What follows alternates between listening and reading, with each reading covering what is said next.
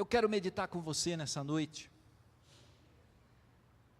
Uma palavra na qual o Senhor falou ao meu coração, que se encontra no Evangelho de João, capítulo 18, verso número 19.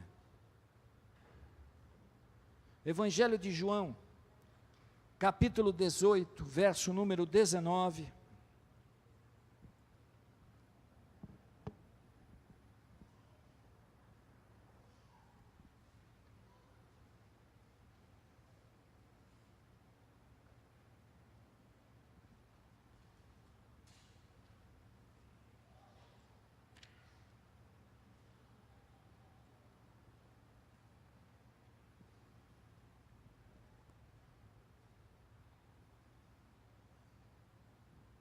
Todos acharam?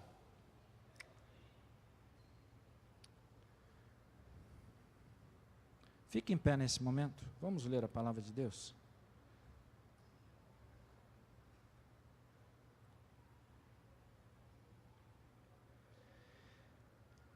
Então, o sumo sacerdote interrogou a Jesus acerca dos seus discípulos e da sua doutrina. E declarou-lhe Jesus: eu tenho falado francamente ao mundo, ensinei continuamente, tanto nas sinagogas como no templo, onde todos os judeus se reúnem, e nada disse em oculto. Por que me interrogas? Pergunta aos que ouviram o que lhes falei. Bem sabe eles o que eu disse. Dizendo ele isto, um dos guardas que estava ali deu uma bofetada em Jesus, dizendo: é assim que falas ao sumo sacerdote? E replicou-lhe Jesus: se falei mal, dá testemunho do mal, mas se falei bem, por que me feres? Então Anás o enviou de mãos atadas à presença de Caifás, o sumo sacerdote. Amém? Até aqui nesse momento, eu gostaria de estar meditando com os irmãos sobre esse tema, quando parece que não faz sentido, quando parece que não faz sentido. Amém? Baixe sua fronte. Paizinho querido, nós entregamos nas tuas mãos esta noite a tua santa e bendita palavra, Senhor. Ó Senhor, fala conosco mais uma vez, neste lugar, continua conosco, Pai, presente aqui nesse culto, Senhor. Que a Tua palavra verdadeiramente, Senhor, ela venha tocar a nossa vida, naquilo que nós precisamos ouvir nessa noite. Pai, precisamos ouvir a Tua voz. Que o Teu Espírito Santo, Senhor, tenha liberdade nesta noite para abençoar as nossas vidas. É o que eu já te peço e já te agradeço por tudo, em nome de Jesus. Amém? Estamos vivendo um tempo em que o mundo em que nós estamos envolvidos, igreja, está cada vez mais um mundo muito competitivo. Em todos os setores da sociedade, nós vemos que cada vez mais se exige daquelas pessoas que estão definidas com alguma autoridade, com algum cargo, cada vez mais se exige uma postura cada vez mais intensa, cada vez mais importante de todos nós que estamos nessa caminhada. É interessante que muitos de nós ficamos muitas vezes frustrados, porque nós precisamos a cada dia adquirir conhecimento, precisamos crescer, precisamos a cada dia sermos melhores, precisamos a cada dia sermos mais eficientes do que fomos ontem. O mundo exige isso. Se você é um profissional excelente numa área, você pode não ser excelente em outra.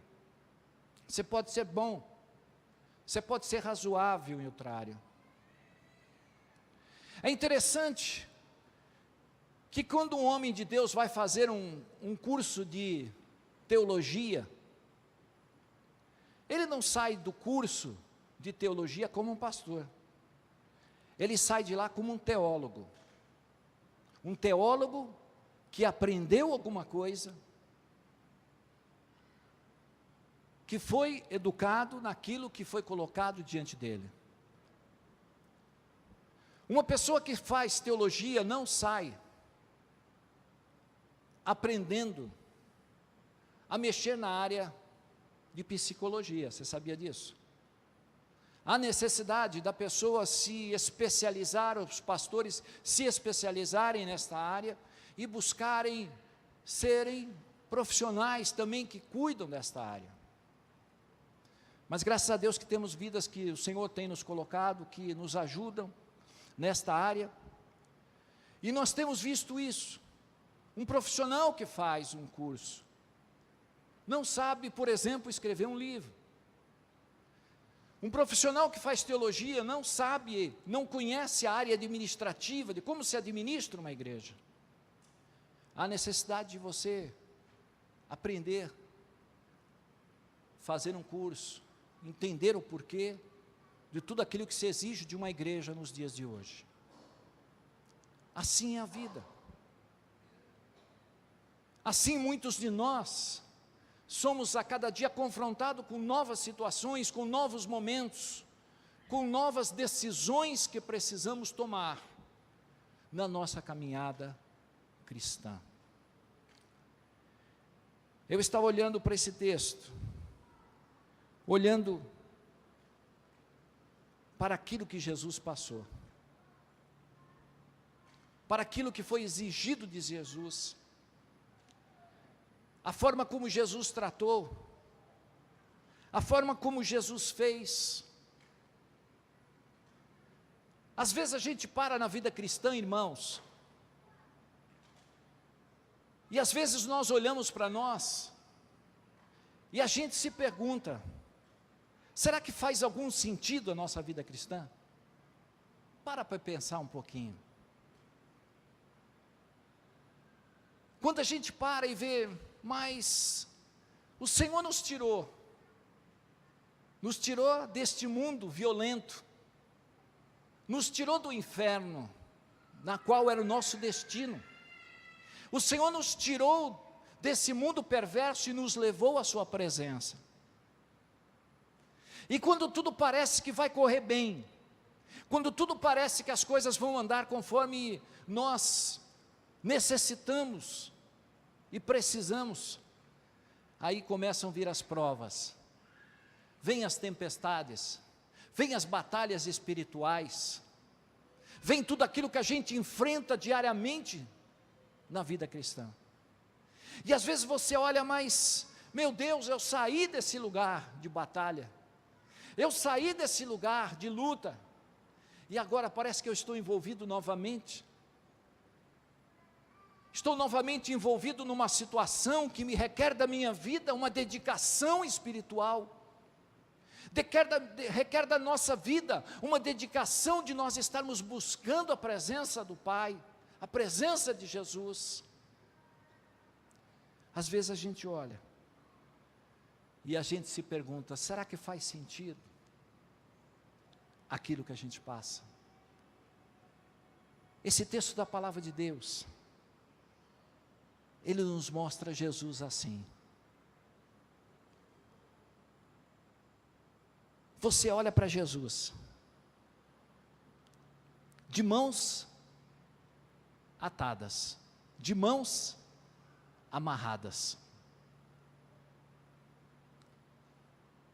Você olha para Jesus, você vê um Jesus que curou, um Jesus que continua curando, um Jesus que libertou, um Jesus que continua libertando. Mas agora você vê um Jesus de mãos atadas, você vê um Jesus paralisado, num momento de dificuldade, no momento em que a situação para o seu lado a trazia indagações para mim e para você. Por quê? Aquele momento não representava nenhum impedimento para Jesus. Mas a pergunta que eu faço para você nessa noite: por que Jesus se deixou levar e ficar de mãos atadas? Por que Jesus, naquele momento, em que ele poderia tomar uma atitude ali, não aceitar aquelas cordas humanas, mas daquele instante, ele se deixa levar por aquele momento, daquele julgamento para com a sua pessoa? A primeira coisa, irmãos, que eu vi nesse texto, e que nós precisamos nos identificar, é que há momentos na nossa vida que nós precisamos silenciar. Há momentos na nossa vida que nós precisamos ficar calados. Não era o momento do Senhor Jesus agir, não era o momento do Senhor Jesus tomar uma postura naquele instante. Às vezes a gente olha para a nossa vida e a gente pergunta: mas onde está Jesus? Eu não consigo ouvir a voz dele. Eu vou à igreja, ninguém vem orar comigo. Eu vou a tal lugar, eu não ouço uma palavra de Deus ao meu coração. Parece que Deus fala com o irmão, meu vizinho, fala com o outro do outro lado, mas parece que comigo não fala.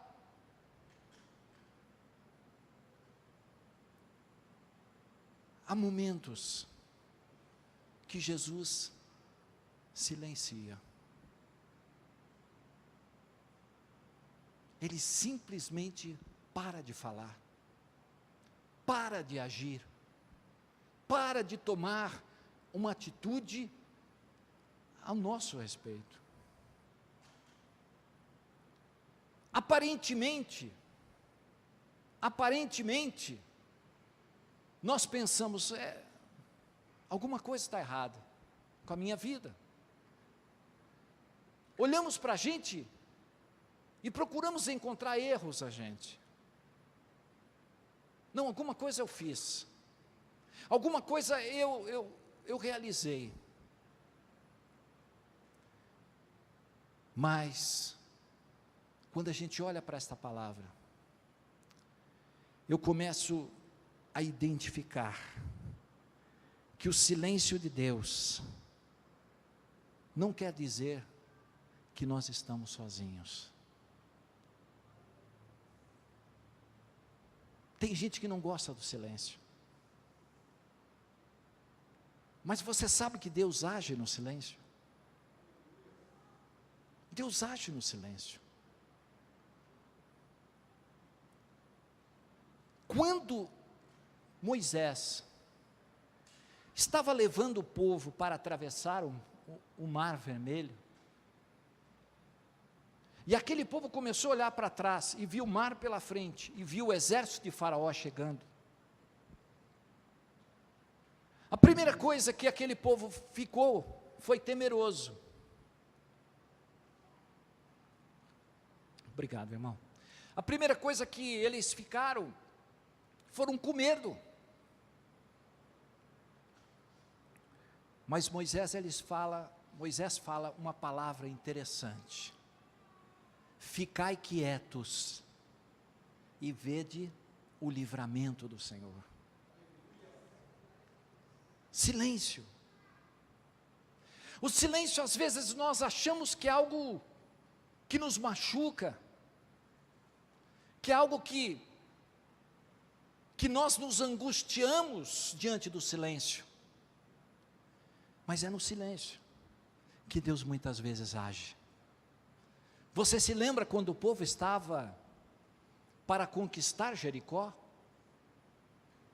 Estavam pertinho, e Josué chama aquele povo e fala assim: olha, vocês vão rodear agora Jericó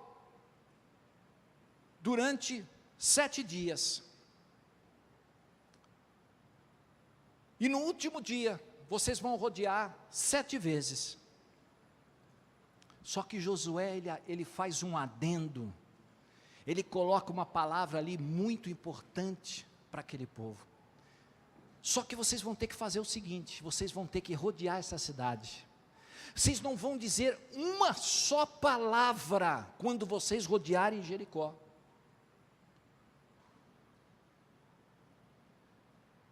Já imaginou? Se fosse o grupo das mulheres, eu não sei como é que seria. Não é assim? Mas amém que são os homens.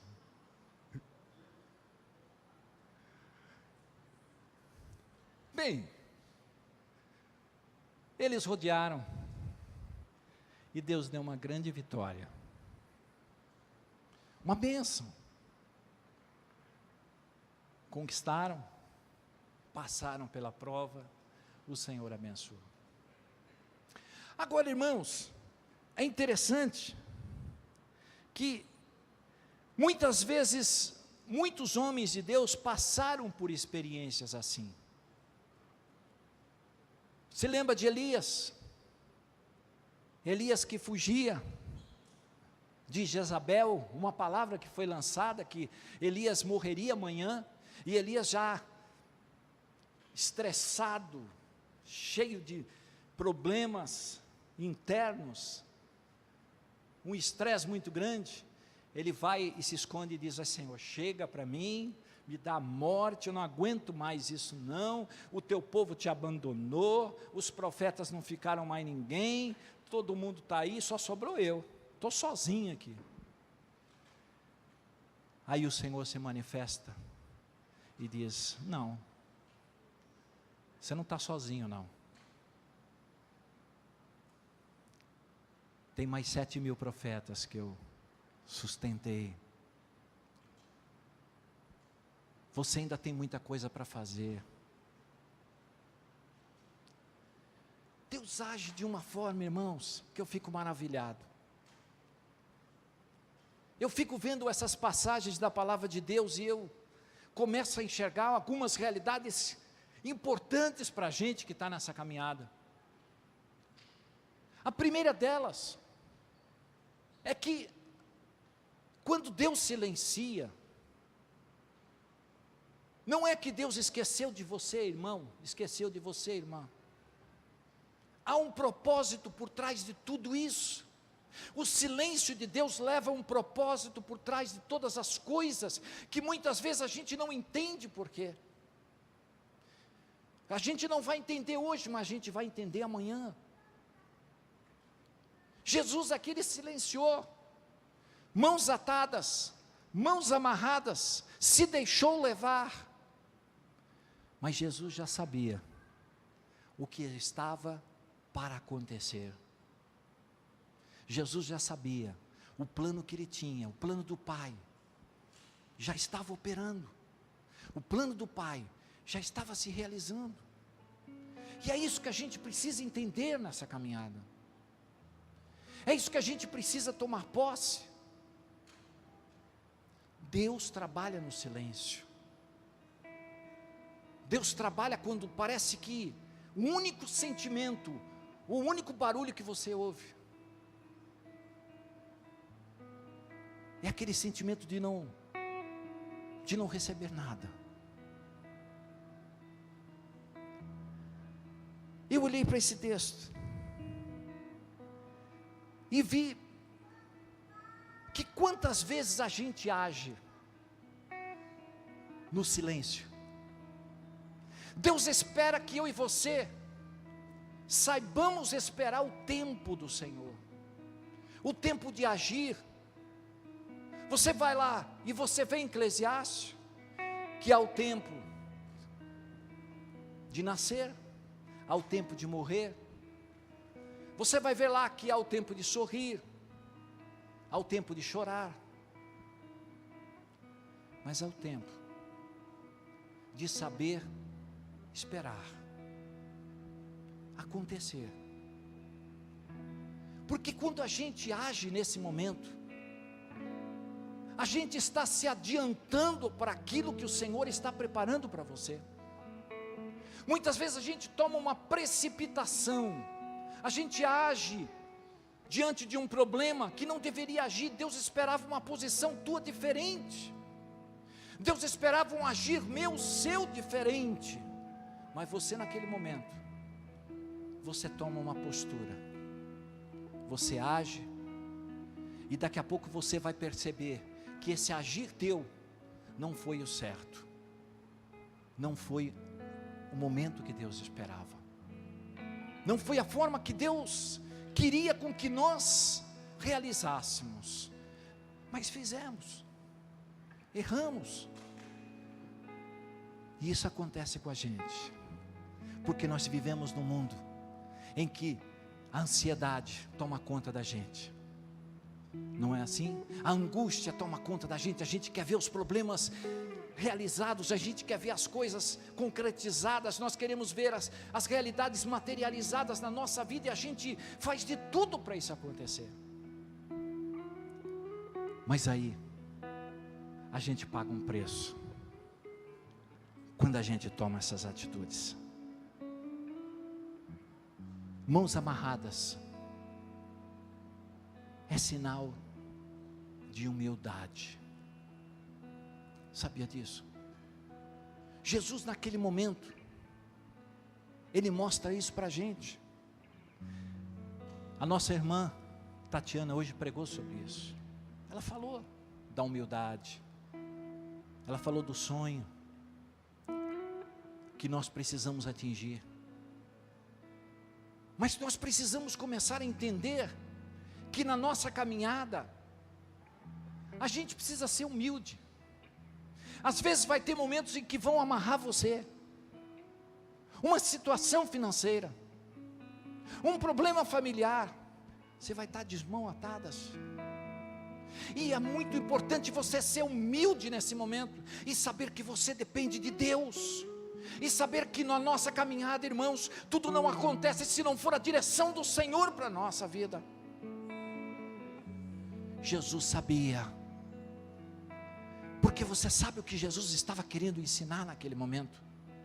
A lição da humildade que Jesus colocou naquele momento, era para nos dizer, olha, quando uma situação dessa acontecer, não reaja na carne, não reaja, porque Jesus poderia ter reagido, Jesus poderia ter lutado, Jesus poderia ter tirado aquelas amarras e empurrado todas as pessoas ali, e disse, mas comigo não. Mas Jesus não agiu desta forma. Jesus foi humilde, Ele não reagiu. Ele estava esperando em quem? Ele estava esperando no Senhor. O homem segundo o coração de Deus, Davi, ele teve uma atitude muito parecida. Eu quero até que você abra comigo nesse instante, no livro de 2 Samuel, capítulo 16. Eu achei tão lindo, eu amo essa passagem.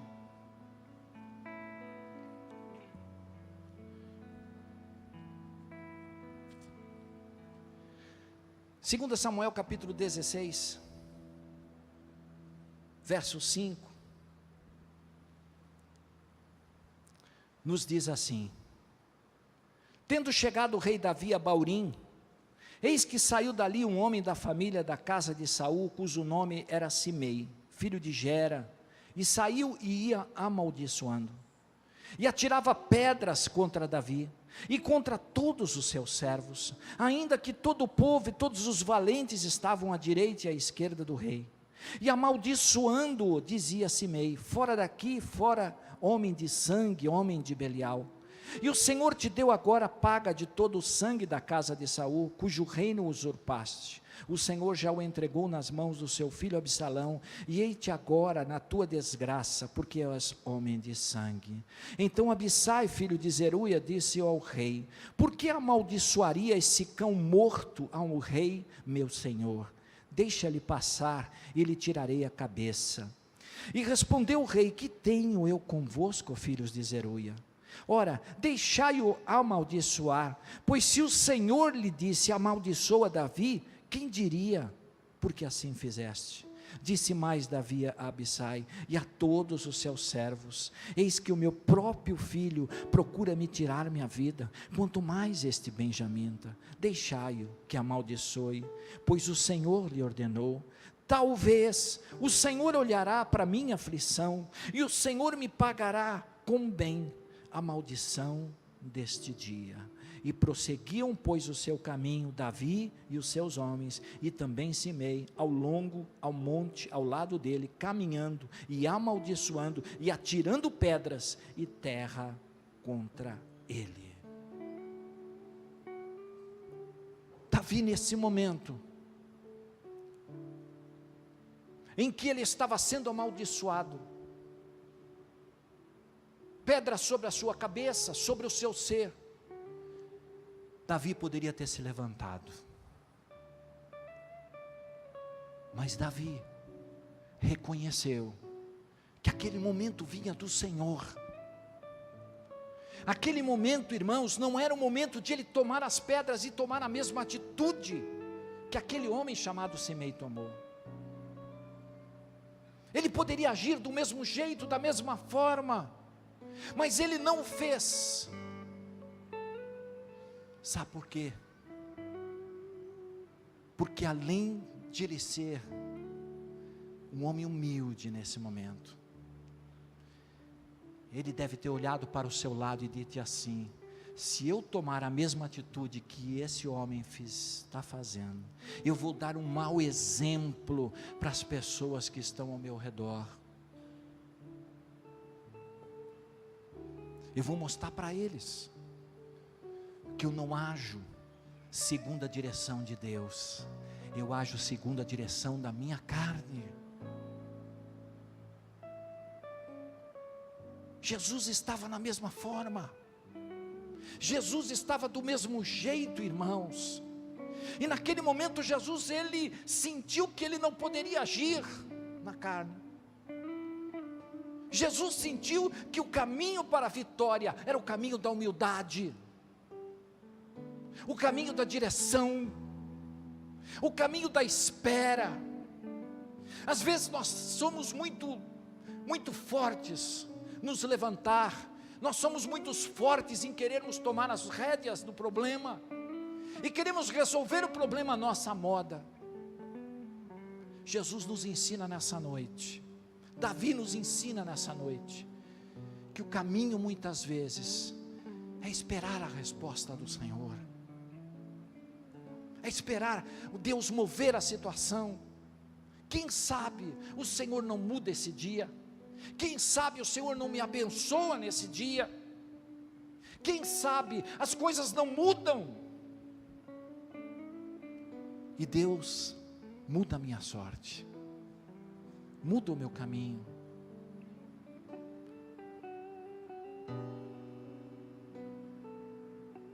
As amarras da nossa vida não são sinal de derrota, irmãos.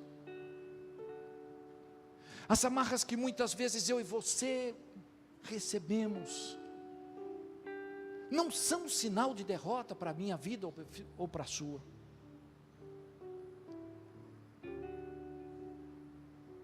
Mas são um sinal de que Deus está no controle. Você acredita nisso? Você acredita nisso, irmão? Parece que está tudo perdido. Parece que está tudo largado. Parece que não tem sentido. Mas Deus está trabalhando a teu favor. Deus está trabalhando para você, para mim. Deus está fazendo aquilo que nós vamos sentir lá na frente. Deus não esquece de nós. Mas há uma terceira realidade para a gente encerrar. É que confiar em Deus, mesmo quando tudo não faz sentido, foi o tema da nossa mensagem. Confie em Deus, mesmo quando tudo não faz sentido. Eu estava ouvindo a palavra de Deus, e eu achei uma coisa muito interessante. Você lê aquela passagem de Abraão, e que Deus dá o filho, daqui a pouco Deus requer que ele leve o filho lá no Moriá, entrega o teu filho em sacrifício. Tem sentido? Não faz sentido nenhum, irmãos. Se a gente for olhar pelo lado humano, se Deus chegasse para você e pedisse o seu filho, como é que você agiria? Às vezes não faz sentido certas realidades da palavra de Deus, mas a gente tem que confiar. Você sabia que Deus, uma certa vez, Ele chamou a Isaías? Você pode ver isso lá no capítulo 20. Deus chamou Isaías e falou assim: Isaías, você vai andar durante 3 anos, nu e descalço na terra. Mas nu e descalço? Eu, Isaías? Exatamente. Faz sentido? Não faz sentido. Não faz sentido, irmãos. Como é que pode Deus pedir um negócio desse? Mas Isaías obedeceu, quando tudo era contrário, não fazia sentido nenhum. Mas Isaías obedece, vai lá, cumpre o objetivo de Deus. Faz sentido você vir 2, 3 vezes por semana à igreja? As pessoas que olham do mundo para você falam: mas o que você vai fazer tanto na igreja? Mano, você não sai da igreja, mas por que você vai lá? Você vai lá dar dinheiro para o pastor? É assim que você vai lá, né? O que o povo fala, né? É assim que dizem, né? Vai lá dar dinheiro para o pastor. Você vai lá fazer isso, você vai fazer aquilo.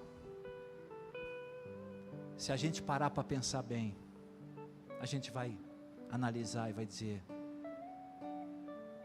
pelos olhos humanos, pelos olhos naturais, pelas pessoas que olham do lado de fora, não faz sentido.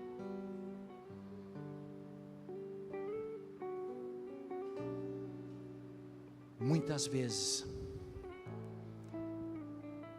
a gente não faz as coisas porque faz sentido ou não. Nós o fazemos porque é a vontade do Senhor. A gente faz porque Deus pediu. A gente faz porque foi o Senhor que falou o teu coração. Foi Deus que ministrou a tua vida, a minha vida. Sair da tua casa, deixar o teu conforto e fazer uma visita. E às vezes viajar, como o pastor Almir foi para a África, não faz sentido. Mas a vontade do Senhor é a realidade mais importante para nós nesse mundo, irmãos. Muitas vezes não vai fazer sentido, mas eu vou fazer. Eu vou lá, eu vou abençoar aquele irmão, eu vou orar na casa dele, eu vou lá. Eu não estou com recurso financeiro, mas eu vou fazer porque Deus me pediu. Não faz sentido, mas eu vou pelo Senhor, eu vou por Deus. Muitas vezes, irmãos, a gente passa assim, por momentos, que a gente pensa que nós fracassamos. A gente olha para a nossa vida e vê, não, eu acho que eu fracassei. Estou com um problema na área financeira, estou com um problema na área familiar, estou com um problema no trabalho, estou com um problema em todas as áreas, eu acho que eu fracassei. Lembre-se de Jesus. Jesus não estava caminhando para a derrota, irmãos, de mãos atadas. Para onde Jesus ia? Jesus ia para o Gólgota. A poucas horas dali, Jesus seria glorificado. A poucas horas dali, Jesus ressuscitaria. A poucas horas dali, Jesus se mostraria o que Ele faria, o que Ele realizaria, o que Ele transformaria. Você já parou para pensar que há quantas horas você pode mudar a tua situação, igreja? Há quantas horas que Deus pode mover a tua vida, a tua casa? Você não entende, você não enxerga, mas o Senhor está trabalhando. Ele está trabalhando. Você não está vendo,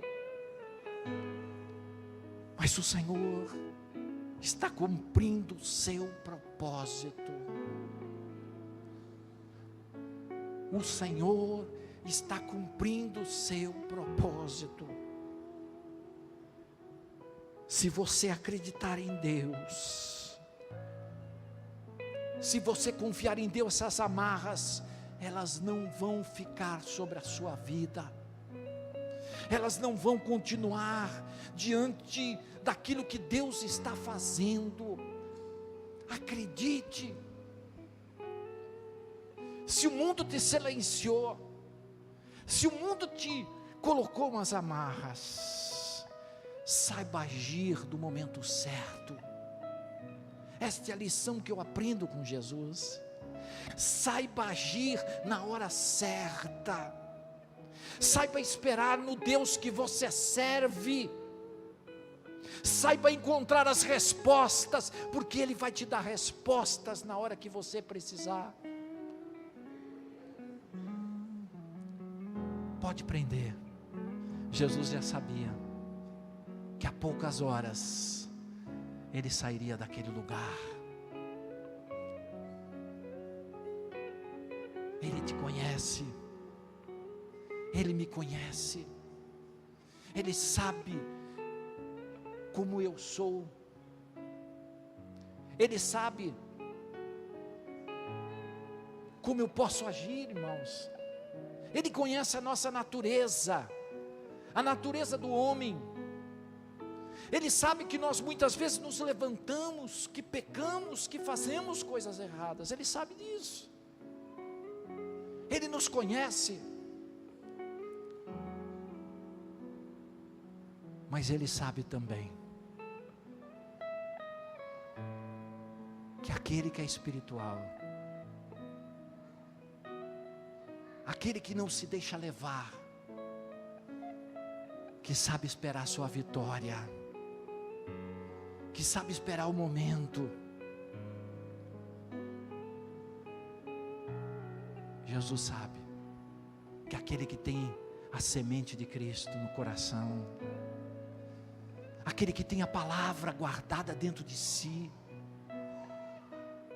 Jesus sabe que ele é um vencedor,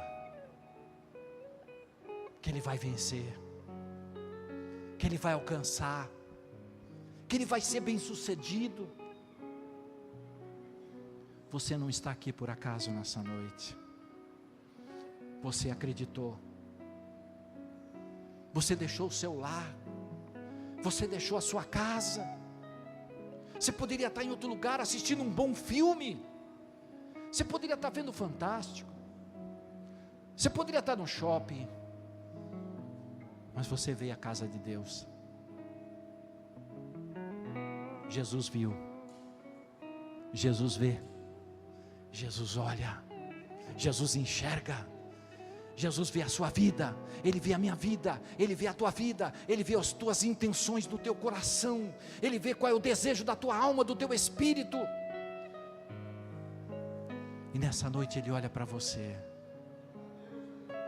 Ele olha para a tua vida, Ele vê que você está de mãos atadas, e mesmo de mãos atadas, e mesmo com problemas, você veio à casa de Deus. Mesmo assim você privilegiou a Deus, você deu o primeiro lugar para Ele. Você acha que Ele não vai te contemplar nessa noite? Você acha que Ele não vai enxergar você nessa noite? Você acha que Ele não está vendo o teu amor por Ele nessa noite?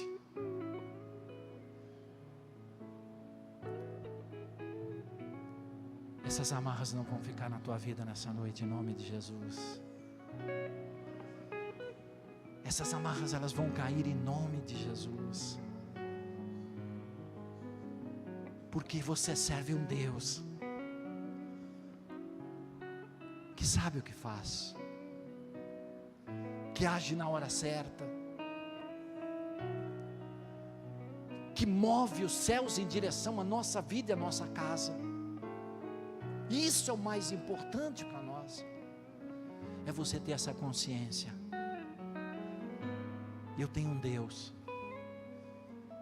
que sabe o que eu estou passando, que eu tenho um Deus que sabe que vai agir no momento certo, que eu tenho um Deus que move os céus em direção à minha vida.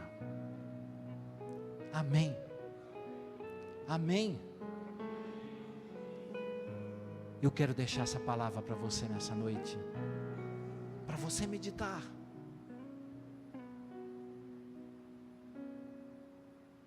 O grupo chama de louvor, o grupo de louvor, por favor, venha aqui à frente.